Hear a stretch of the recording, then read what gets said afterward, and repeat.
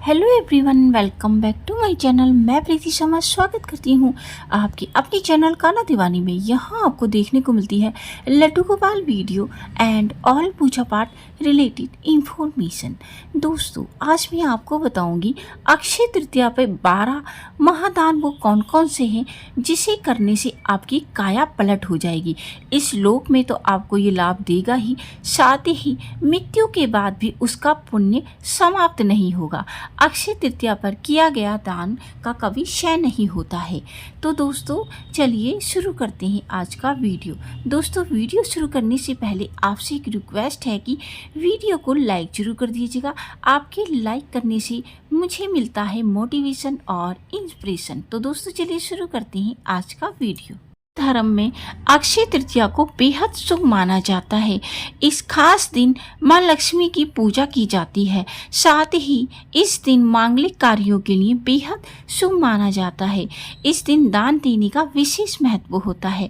ऐसी मान्यता है कि अक्षय तृतीया के दिन दान देने से परिवार में सुख समृद्धि बनी रहती है।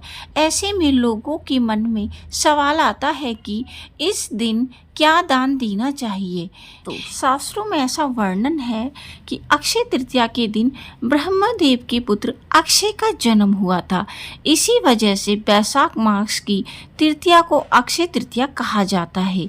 इस दिन परिवार की रक्षा के लिए दान देना चाहिए। इंसान को अपनी सहूलियत के हिसाब से दान देना चाहिए। दोस्तों, आज की वीडियो में 12 ऐसे महादान बताऊंगी जिसमें से आप सारे ना कर सके तो कुछ ना कुछ अवश्य करिएगा। दोस्तों, तो अक्षय तृतीया के दिन पवित्र नदी गंगा भगवान विष्णु के चरणों से निकलकर धरती पर उतरी थी। ऐसा आज के दिन चारों युगों की गणना की जाती है। मत्स्य पुराण के अनुसार भगवान विष्णु को प्रसन्न करने के लिए विशेष पूजा की जाती है। साथ ही इस दिन परिवार और संतान की रक्षा के लिए दान किया जाता है। आज ही के दिन 4 धाम की यात्रा के कपाट खोले जाते हैं। पहले यमुनोत्री और गंगोत्री के कपाट खोले जाते हैं। उसके बाद भगवान विष्णु बद्रीनाथ के कपाट खोले जाते हैं। मान्यता है कि इस दिन के फल मिलता है। इस दिन कोई भी बुरा और गलत काम नहीं करना चाहिए। गलत और बुरे कर्म का फल भी हमें अनंत ही मिलता है, इसलिए अच्छे काम करने चाहिए। आज के दिन दान देना बहुत ही अच्छा माना जाता है। इंसान को अपनी सहूलियत के हिसाब से दान अवश्य करना चाहिए। तो भविष्य पुराण के अनुसार इस दिन मां अन्नपूर्णा का जन्म हुआ था। ऐसे में इस दिन अन्न का दान विशेष दान माना जाता है। तो दोस्तों, अक्षय तृतीया के दिन अन्न का दान करने से घर में अन्न की कमी नहीं होती है और मां अन्नपूर्णा का आशीर्वाद बना रहता है। इस दिन आप किसी भी पंडित या जरूरतमंद को अन्न का दान अवश्य करिए। इससे आपके घर में धन और संपदा बनी रहती है और आपका जो अन्न है वो हमेशा भरा रहता है। जौ का दान हिंदू धर्म में बहुत ही शुभ माना जाता था। जौ को सोने के बराबर माना जाता था। अक्षय तृतीया के दिन जौ का दान करना अति शुभ माना जाता था। दोस्तों, लेकिन आजकल कोई भी जौ नहीं खाता है तो आप उसकी जगह पर गेहूं का दान भी कर सकते हैं। उसका भी आपको उतना ही बराबर फल मिलता है। इससे आपके घर में खुशी आती है। अलावा दोस्तों, आज के दिन पानी का भी दान बहुत अच्छा माना जाता है। आप प्याऊ लगवा सकते हैं या आप घड़ा भरकर किसी ऐसी जगह पर रख सकते हैं जहाँ पर लोग आते जाते हों या कोई मजदूर काम कर रहे हों, तो उनको भी आप घड़ा भरकर दे सकते हैं, जिससे वो पानी पिएंगे तो आपको आशीष देंगे। इसके अलावा आज के दिन शरबत का भी वितरण करना बहुत अच्छा माना जाता है। तो आप ज़्यादा नहीं तो 11 शरबत गिलास दान कर सकते हैं या उससे अधिक 100, 101 जैसे भी आपकी सामर्थ्य हो उस हिसाब से आप कर सकते हैं, क्योंकि पानी का दान जो है बहुत सर्वोत्तम माना जाता है। उसके अलावा दोस्तों, सत्तू का दान, आज के दिन सत्तू का दान करना भी बहुत अच्छा माना जाता है, क्योंकि दोस्तों इसकी जो तासीर है वो ठंडी होती है और अक्षय तृतीया के आसपास गर्मी जो होती है बहुत ही ज़्यादा होती है। आपके यहाँ भी बहुत ज़्यादा गर्मी पड़ रही होगी दोस्तों। और इसके अलावा आप मटके का दान भी कर सकते हैं। मटके का दान भी बहुत अच्छा माना जाता है। आप जिसको मटका देंगे बस एक काम करिएगा, वो खाली मत दीजिएगा, आप उसमें चीनी डाल के दे सकते हैं या दोस्तों पानी या रूह अफ़ज़ा की बोतल रखकर भी दे सकते हैं, क्योंकि किसी को खाली मटका दान नहीं करना चाहिए। इससे भी आपके जीवन में शीतलता रहेगी। उसके अलावा आप छाते का भी दान कर सकते हैं, क्योंकि धूप बहुत ज़्यादा है और दोपहर में जाओ तो इतनी ज़्यादा गर्मी लगती है, तो आप धूप से बचने के लिए छाते का दान दे सकते हैं, वो भी बहुत अच्छा माना जाता है।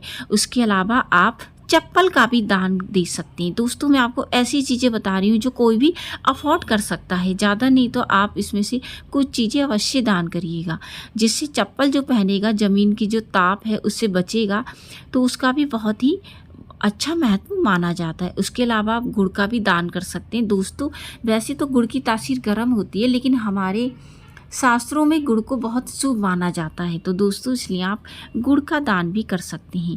उसके अलावा आप घी का दान कर सकते हैं। घी का दान मतलब आप अखंड दिया जला के मंदिर में रख सकते हैं, वो भी एक तरह का दान हो गया। या आप मंदिर में जोत जलाने के लिए घी का दान कर सकते हैं। किसी गरीब निर्धन व्यक्ति जो घी नहीं खरीद पाते हैं उनको भी आप घी का दान कर सकते हैं दोस्तों। उसके अलावा आप शक्कर का दान कर सकते हैं। शक्कर एक गुड़ की भी आती है और एक चीनी भी आती है, दोनों ही बहुत शुभ होता है दोस्तों, तो इनका भी दान बहुत शुभ माना जाता है। इसके अलावा दोस्तों आप दूध और दही का भी दान कर सकते हैं। आपके घर में संतान नहीं हो रही है तो आप इसका दान करिएगा, आपके घर में निश्चित ही संतान होगी दोस्तों। अलावा आप दोस्तों वस्त्रों का भी दान कर सकते हैं। वस्त्रों में सूती वस्त्र का दान करिएगा, क्योंकि गर्मी बहुत ज़्यादा है दोस्तों। उसके अलावा आप फ्रूट्सों में तरबूज, खरबूज, खीरा, ककड़ी, क्योंकि इनकी भी तासीर जो होती है ठंडी होती है दोस्तों, तो आप इसके अलावा ये चीज़ भी दान कर सकते हैं।